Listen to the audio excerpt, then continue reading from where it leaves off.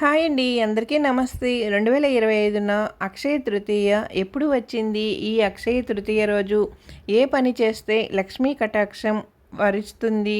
అలాగే అక్షయ తృతీయ ఆచారాలు, సంపదలు, దానస్ఫూర్తి అన్ని విషయాలు కూడా ఇప్పుడు మనం తెలుసుకుందాం. అక్షయ తృతీయ అనేది శ్రేయస్సు, అదృష్టం మరియు కొత్త ఆరంభాల పండుగ. ఇది ప్రజలు కలిసి వృద్ధి, విజయం మరియు ఆధ్యాత్మిక శ్రేయస్సును జరుపుకునే రోజు. కుటుంబాలు ప్రత్యేక ప్రార్థనలు చేస్తాయి, ఆహారం మరియు బట్టలు దానం చేస్తారు ఈ రోజున. ఇంకా కొత్త వ్యాపారాలను ప్రారంభిస్తారు. ఈ రోజున ప్రారంభించిన ఏదైనా వృద్ధి చెందుతుందని నమ్ముతారు. ఈ పండుగ బంగారం కొనుగోలు సంప్రదాయంతో కూడా ముడిపడి ఉంటుంది, ఎందుకంటే ఇది శాశ్వత సంపదను సూచిస్తుంది. అనేక ప్రాంతాలలో దేవాలయాలు గొప్ప వేడుకలను నిర్వహిస్తారు మరియు రైతులు మంచి పంట కోసం ఆశతో పంటలు విత్తనాలు ఆరంభిస్తారు. మతపరమైన ఆచారాల నుండి సాంస్కృతిక ఉత్సవాల వరకు అక్షయ తృతీయ అనేది సానుకూలతల మరియు సమృద్ధి యొక్క రోజు. ఇది కేవలం ఒక వేడుక కంటే ఎక్కువ.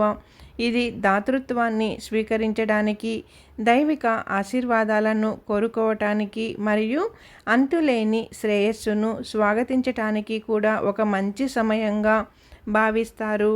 భారతదేశంలోని వివిధ ప్రాంతాలలో ఈ పండుగను ఎలా జరుపుకుంటారో కూడా తెలుసుకుందామా?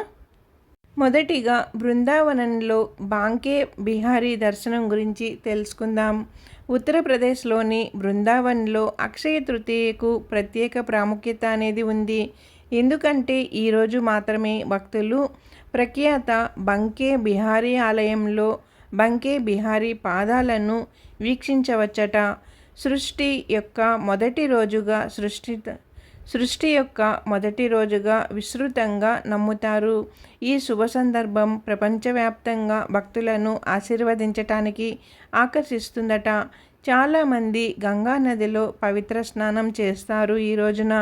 దేవతలను సువాసన గల గంధపు చెక్కలతో అలంకరించి మరియు ప్రసాదంలో సత్తు లడ్డు, తాజా రసాలు, దోసకాయ మరియు ఆమ్రాలు వంటి సాంప్రదాయ నైవేద్యాలు కూడా పెడతారట.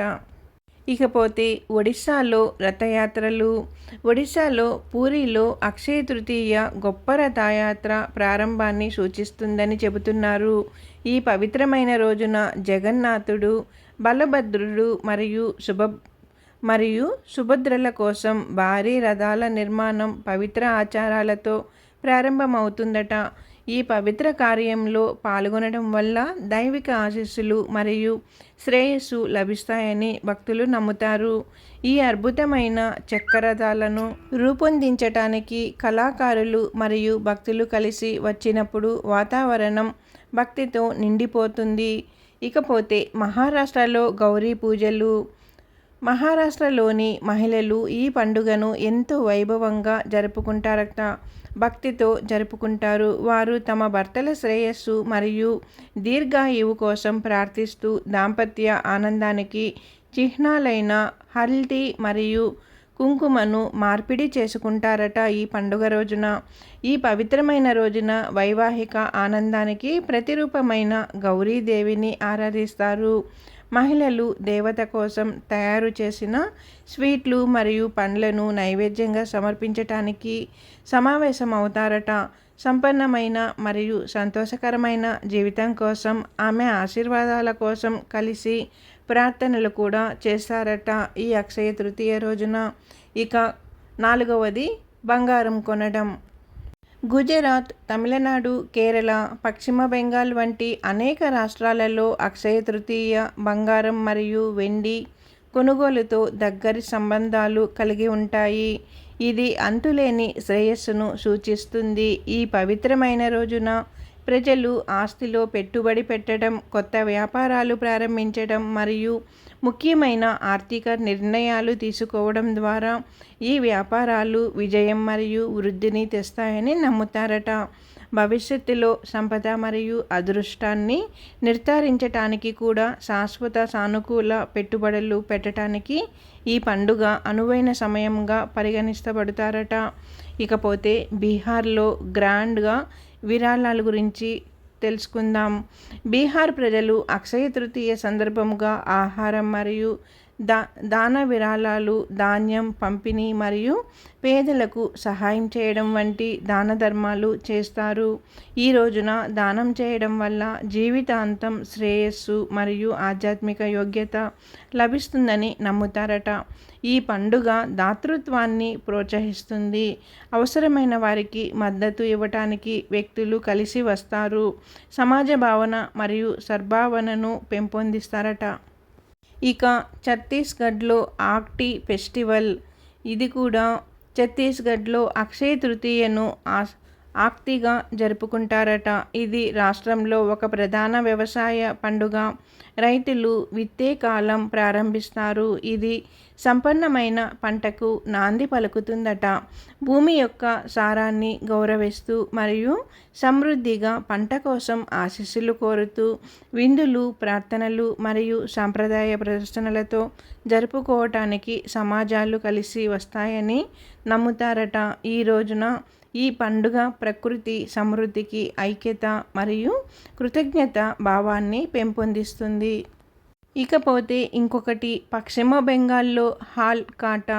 పశ్చిమ బెంగాల్లో కొత్త వ్యాపార సంస్థలు ప్రారంభించటం మరియు ఉన్న వాటిని పునరుద్ధరించటం హాల్ కాటా వేడుకల్లో ఒక భాగం. అక్షయ తృతీయ రోజున వ్యాపార యజమానులు తమ పాత ఖాతా పుస్తకాలను మూసివేసి కొత్తవి తెరచి సంపద మరియు విజయం కోసం లక్ష్మీదేవి ఆశీస్సులు కోరుతూ పూజ చేస్తారు. కస్టమర్లు మరియు ఉద్యోగుల మధ్య స్వీట్లు పంచుకుంటారు. ఇది కొత్త ప్రారంభాన్ని సూచిస్తుందని నమ్ముతారు. రాబోయే సంపన్న సంవత్సరానికి సద్భావనను పెంపొందిస్తుందని నమ్ముతారు. అంతేకాదండి, ఈ అక్షయ తృతీయ రోజునే ఉత్తరాఖండ్లో చార్ ధామ్ యాత్ర కూడా ప్రారంభమవుతుందట. ఉత్తరాఖండ్లో పవిత్ర చార్ ధామ్ యాత్ర అక్షయ తృతీయ నాడు ప్రారంభమవుతుందట. ఇది కేదార్నాథ్, బద్రీనాథ్, గంగోత్రి మరియు యమునోత్రి పవిత్ర దేవాలయాల ప్రారంభాన్ని సూచిస్తుంది. యాత్ర ప్రారంభం ఒక ముఖ్యమైన సంఘటన. వేలాది మంది భక్తులు శాంతి, శ్రేయస్సు మరియు ఆధ్యాత్మిక జ్ఞానోదయం పొందాలని ఆశీస్సులు హిమాలయాలలోనికి ఈ గౌరవనీయమైన ప్రదేశాలకు ప్రయాణిస్తారట. అక్షయ తృతీయ అనేది శ్రేయస్సు, అదృష్టం మరియు కొత్త ప్రారంభాల వేడుక. ప్రార్థనలు, దాతృత్వం, బంగారం కొనుగోలు లేదా సాంస్కృతిక సంప్రదాయాల ద్వారా అయినా ఈరోజు జీవితంలోకి విజయం మరియు సానుకూలతను ఆహ్వానించడం గురించి. ఇది వృద్ధిని స్వీకరించడానికి, ఆనందాన్ని పంచుకోవటానికి మరియు భవిష్యత్తు కోసం దైవిక ఆశీర్వాదాలను కోరుకునే సమయం. మీరు ఎలా జరుపుకున్నా కూడా సమృద్ధి మరియు దాతృత్వం యొక్క స్ఫూర్తి అలాగే ఉంటుంది. అంతేకాదండి, ఈ అక్షయ తృతీయ రోజున కొనవలసిన వస్తువులలో బంగారంతో పాటు వెండి కానీ, కుండలు కానీ, అంటే మట్టి కుండలు కానీ, ఇంకా కొత్త ఇల్లు, ఆస్తి, కొత్త వాహనాలు, కొత్త పాత్రలు, కొత్త పుస్తకాలు ఏవి కూడా కొత్తవి కొనవచ్చండి. ఇవి ఏవి కాకపోయినా ఇంటికి చిహ్నంగా, అంటే శుభానికి చిహ్నంగా పసుపు కానీ, ముఖ్యంగా రాళ్ళ ఉప్పు అండి, క్రిస్టల్ సాల్ట్, ఇవి తీసుకొని వెళ్ళినా కూడా ఇంటికి శుభం జరుగుతుందని చెబుతున్నారు పెద్దలు. అంటే అన్నీ కూడా కొనలేని వారు ఉంటారు కదండి, అలాంటి వారు ఒక్క రాళ్ళ ఉప్పు తీసుకొని ఇంటికి వెళ్ళినా కూడా ఈ రోజున శుభం జరుగుతుందని గుడిలో అయ్యవారైతే చెప్పారనమాట. ఇది అందరికీ కూడా, అంటే కొంతమందికైనా కూడా ఇది పనికొస్తుందని ఈ వీడియో అయితే చేస్తున్నానండి. వీడియో నచ్చినట్లయితే ఛానల్ సబ్స్క్రైబ్ చేసుకోండి, అలాగే లైక్ ఇవ్వండి. ముందుగా మన ఛానల్ కొత్తగా చూసేవారుంటే కానీ ఛానల్ సబ్స్క్రైబ్ చేసుకొని ఛానల్లోకి వెళ్ళి వీడియోస్ అన్నీ కూడా చూడండి. వీడియోస్ అన్నీ చూసి ఎలా ఉన్నాయి ఏంటి అనేది అయితే మంచిగా కామెంట్ చేయండి, నాకు తెలుస్తుంది. మీరు కొట్టే లైక్ వల్ల కూడా ఈ వీడియో ఇంకొక నలుగురికి వెళ్తుందనమాట.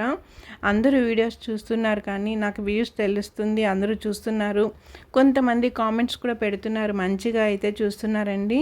కామెంట్స్ పెట్టిన వాళ్ళు లైక్ కొట్టినా కూడా నేను ఇంకొంచెం ఆనందపడతాను. ఎందుకంటే మీరు లైక్ కొట్టడం వల్ల వీడియో ఇంకొక నలుగురికి వెళ్తుందండి. నలుగురిలో ఒక్కరికి పనికొచ్చినా కూడా వీడియో నాకు మంచిదే కదండి. ఇలాంటి వీడియోస్ అయితే ఇంకా చేస్తానండి, ప్లీజ్ ఎంకరేజ్ చేయండి. లక్ష్మీదేవాయ నమః. ఓం లక్ష్మీదేవాయ నమః. ఓం లక్ష్మీదేవాయ నమః.